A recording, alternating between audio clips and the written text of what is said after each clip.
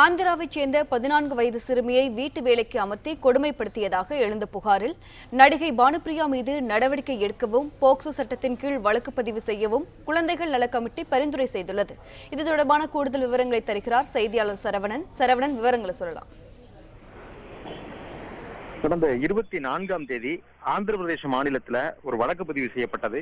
அதுல நடிகை பானுப்பிரியா மற்றும் அவருடைய சகோதரர் கோபாலகிருஷ்ணன் மீது அந்த வழக்கு பதிவு செய்யப்பட்டிருந்தது. ஆந்திராவை சேர்ந்த ஒரு 14 வயது சிறுமியை சென்னையில இருக்கக்கூடிய நடிகை பானுப்பிரியாவுடைய வீட்டுல வேலைக்காக பணியமர்த்திய போது அவருக்கு தொடர்ந்து மாத சம்பளம் கொடுக்காமலும் அவரை வன்கொடுமை செய்ததாகவும் கொடுக்கப்பட்ட புகாரின் அடிப்படையில அந்த வழக்கு பதிவு என்பது செய்யப்பட்டிருந்தது. இந்த நிலையில சென்னையில் இருக்கக்கூடிய நடிகை பானுப்பிரியாவின் வீட்டுல தொடர்பாக ஒரு விளக்கம் அளித்திருந்தார்.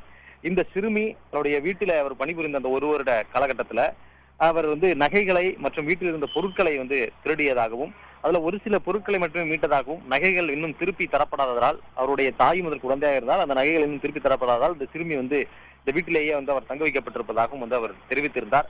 அந்த செய்தியாளர் சந்திப்பின் பொழுதே அந்த சிறுமி அந்த வீட்டில் தான் இருந்தார்.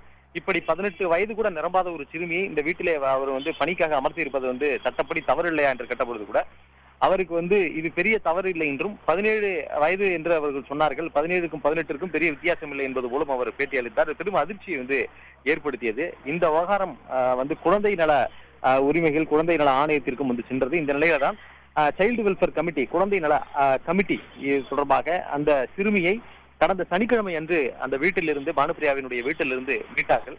மீட்டு அவரிடம் தனியாக விசாரணை நடத்தப்பட்டது. ஏற்கனவே ஆந்திராவில் புகார் கொடுத்திருக்கக்கூடிய அந்த சிறுமியினுடைய தாயாரையும் நேரடியாக வரவழைத்திருக்கிறார்கள். இந்த சிறுமிக்கு பாலியல் வன்கொடுமை நடந்ததா, புகார் கொடுத்ததின் அடிப்படையில பாலியல் வன்கொடுமை நடந்ததா என்பது குறித்தும் அந்த சிறுமியிடம் விசாரணை நடத்தியிருக்கிறார்கள்.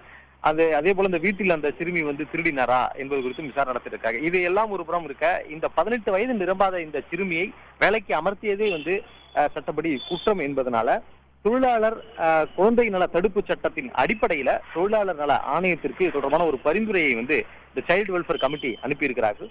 அந்த அடிப்படையில நடிகை பானுப்பிரியா மீதும் அவருடைய சகோதரர் கோபாலகிருஷ்ணன் மீதும் நடவடிக்கை மேற்கொள்ள வேண்டும் என்று கூறப்பட்டிருக்கிறது.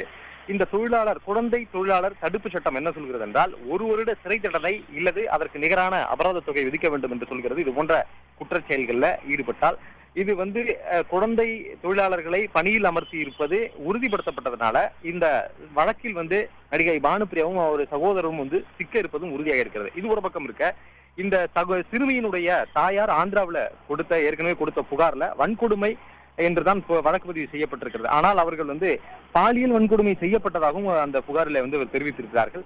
எனவே இது தொடர்பாக போக்சோ சட்டத்தின் கீழே அவர் மீது நடவடிக்கை எடுக்க வேண்டும், நடிகை பானுப்பிரியா மீதும் அவருடைய சகோதரர் மீதும் போக்சோ சட்டத்தின் கீழ் நடவடிக்கை மேற்கொள்ள வேண்டும் என்று ஆந்திர பிரதேசத்தில் இருக்கக்கூடிய குழந்தை உரிமைகள் சங்கம் இது டிஜிபியிடம் ஆந்திர மாநில டிஜிபியிடமும் ஒரு புகார் கொடுத்திருக்கிறார்கள்.